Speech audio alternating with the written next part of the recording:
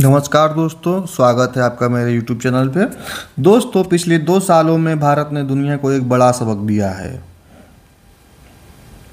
सबक था राष्ट्रीय हित सबसे पहले आता है।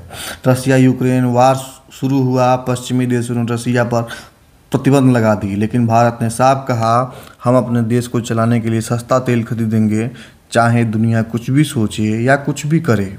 और हुआ भी यही। भारत ने रिकॉर्ड मात्रा में रसियन ऑयल खरीदा, इतना कि 2024 तक इंडिया रसिया का सबसे बड़ा ऑयल खरीदार बन गया। लेकिन अब एक बड़ा मोड़ आने वाला है। टाइम्स ऑफ इंडिया की रिपोर्ट बताती है कि भारत नवंबर से रसियन ऑयल इंपोर्ट्स को बड़े पैमाने पर घटाने जा रहा है। बड़े Indian oil refineries direct trade रोकने तक पर विचार कर रहे हैं। तो सवाल उठता है, ऐसा क्यों? क्या रूस अब सस्ता तेल नहीं दे रहा है? क्या यूएस और यूरोप का प्रेशर बढ़ रहा है? और भारत का नेक्स्ट मूव क्या होगा? आइए इसे स्टेप बाय स्टेप समझते हैं। पिछले 2 साल में रसिया से तेल इंपोर्ट की कहानी। फरवरी 2022 से पहले रसिया भारत को लगभग 1% से भी कम तेल देता था, लेकिन युद्ध के बाद 2021 में 1% से बढ़कर 2023 में 35 से 40% तक पहुंच गया।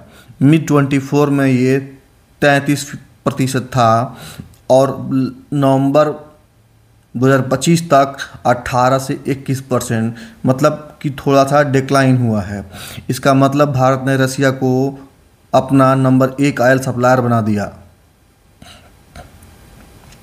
क्यों? रसिया भारी डिस्काउंट में तेल दे रहा था। ब्रेंट ऑयल $90 प्रति बैरल, तो रसिया हमें $55 से $60 में देता था।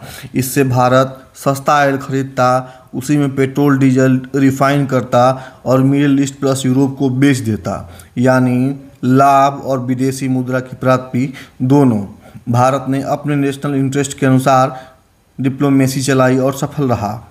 अब स्थिति क्यों बदल रही है? अब 2 नए डेवलपमेंट आए हैं। पहला, रसिया अब डिस्काउंट कम कर रहा है। 2025 में रसिया का ऑयल सिर्फ $2 से $5 चीपर है पहले की तुलना में, जहां 30 से 35% था। चाइना ने रसिया से लॉन्ग टर्म कॉन्ट्रैक्ट साइन कर लिए। रसिया को अब बायर की कमी नहीं है। यूएस ने पेमेंट चैनल्स पर नई मॉनिटरिंग शुरू की।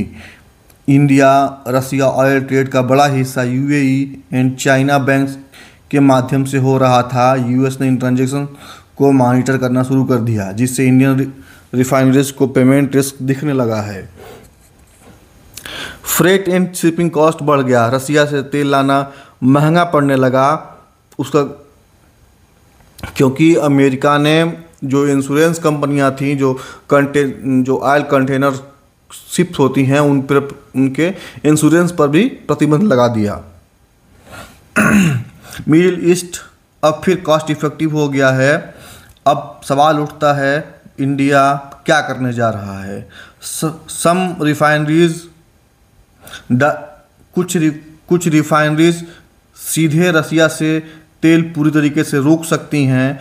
कुछ कंपनी स्वैप मॉडल का यूज करेंगी, यानी ऑयल थर्ड पार्टी ट्रेड के माध्यम से खरीदा जाएगा। इंडिया अब 2 जगहों से ज़्यादा खरीद बढ़ाएगा, Iraq, UAE, Saudi Arabia.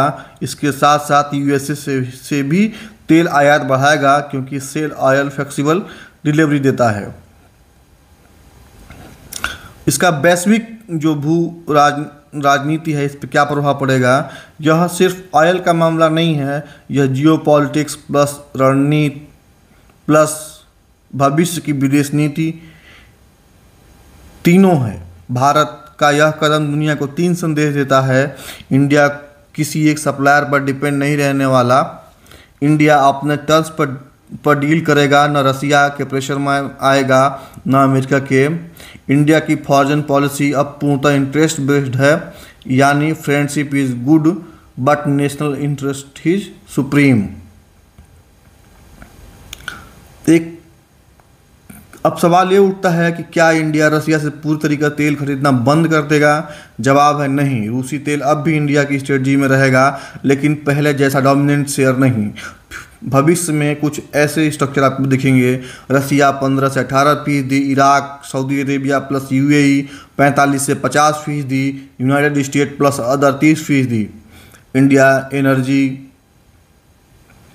Diversification model अपनाने जा रहा है। इसका आम लोगों पे क्या प्रभाव पड़ेगा?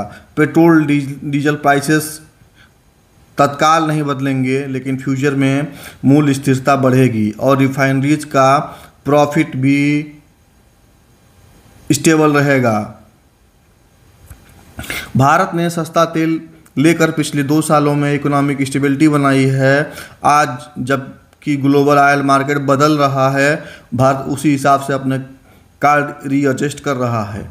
यही मैच्योर विदेश नीति होती है। भारत न प्रो रसिया है न pro USA, Bharat pro India है। अगर हमारा कंटेंट आपको पसंद आया हो तो हमारे चैनल को लाइक करें और सब्सक्राइब करें। धन्यवाद।